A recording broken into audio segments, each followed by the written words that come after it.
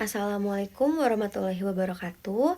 Perkenalkan saya Anissa Setiawati dengan NIM B1A230054, Prodi Manajemen Fakultas Ekonomi, Universitas Agifari. Video ini akan menjelaskan hal-hal yang berkaitan dengan transformasi digital yang memuat fakta dan juga opini pribadi saya. Yang pertama yang saya rasakan pada transformasi digital ini yaitu dengan adanya perbankan digital. Karena dengan adanya mobile banking memudahkan saya untuk membayar tagihan listrik, tagihan air, atau wifi dengan aplikasi yang ada di handphone. Juga saya bisa mentransfer uang ke sesama bank ataupun yang berbeda bank dengan mudah tanpa harus ke pos atau ke tempat bank itu sendiri. Yang kedua, dengan adanya financial technology seperti OVO atau GoPay bisa memudahkan saya untuk memesan tiket bioskop secara online ataupun membayar parkir hanya dengan men-scan barcode.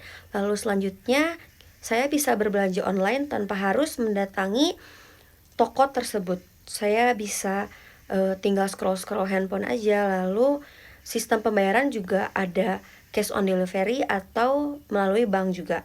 Lalu dalam sistem pendidikan juga sudah lebih modern dengan adanya daring. Kita bisa belajar dari rumah ataupun di luar sekolah seperti di kafe dengan sistem aplikasi Google Meet ataupun Zoom. Lalu selanjutnya sistem transportasi juga sudah online seperti ada ojek online ataupun ojek mobil online. Lalu selanjutnya juga ada AI atau Artificial Intelligence yang bisa memudahkan kita untuk membantu tugas. Lalu juga karena saya senang membaca, saya juga bisa membaca tanpa harus membeli buku. Jadi saya bisa membaca novel ataupun yang non-fiksi di handphone dan bisa membaca komik tanpa harus membeli bukunya karena ada aplikasi untuk membaca komik juga. Nah, dampak positifnya banyak sekali, contohnya seperti peningkatan daya saing, peningkatan aksesibilitas, peningkatan efisiensi, lalu bisa juga meningkatkan ekonomi di suatu wilayah, juga meningkatkan penggunaan layanan internet. Tapi di samping itu juga ada dampak negatifnya seperti pengangguran karena banyaknya lapangan pekerjaan yang ditutup dan digantikan oleh robot atau AI. Lalu penggunaan data pribadi yang bisa saja bocor karena sistem keamanan yang kurang kuat, karena sistem pemerintah saja masih bisa dibobol oleh cybercrime security. Lalu selanjutnya pergaulan bebas karena sekarang banyak sekali web yang bisa diakses oleh anak di bawah umur. Lalu selanjutnya ada juga dampak peningkatan plagiaritas.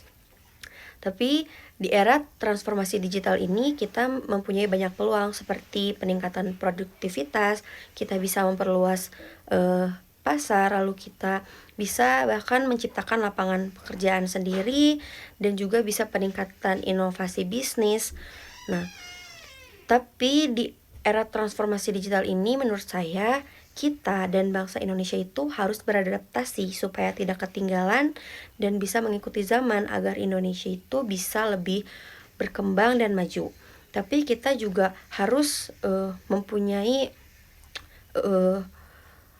seperti mengatasi tantangan di era transformasi digital ini yang tentunya harus bekerja sama dengan pemerintah juga, seperti pemerintah yang memberikan regulasi terhadap transformasi digital, ekonomi digital ini dengan tepat, lalu memberikan pelatihan dan pendidikan terhadap transformasi digital, juga infrastruktur yang memadai untuk era transformasi digital yang bagus, juga pebisnis yang bisa berinovasi dan juga berkolaborasi dengan mitra global.